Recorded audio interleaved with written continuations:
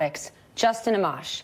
He just left the Republican Party. Before doing so, he was the only House Republican who was pushing the idea to call for an impeachment inquiry into President Trump. He's now saying he is not ruling out a potential 2020 run.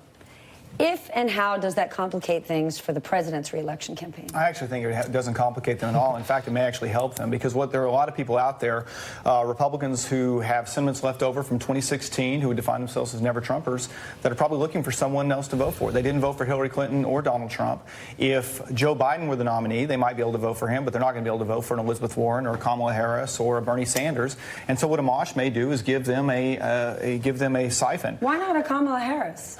Just because she's a little bit too far left, I think, from the In standpoint. what policy? Oh my gosh, where do you want me to start? I mean, well, tell me, because it sounds like it's more just she's too black. Okay, no. No, then tell me what policy. I mean, that's absurd, Stephanie. Then help me. There. What policy is too far left? To say Bernie Sanders, Kamala Harris, and Elizabeth Warren, I just want to understand. Bernie Sanders is too old. Why didn't you go there first? But I get the Bernie and Elizabeth Warren. I just want to understand. And do you think there's really that much separation ideologically between the three of them?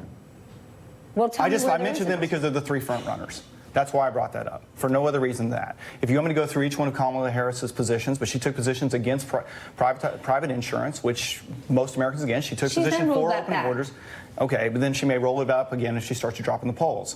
I think the fact is to make that comparison is if there's some, because of the color of her skin, is really a little bit too 1960 for my taste, and it's not a fair statement. But when it gets down to it, the Justin Amash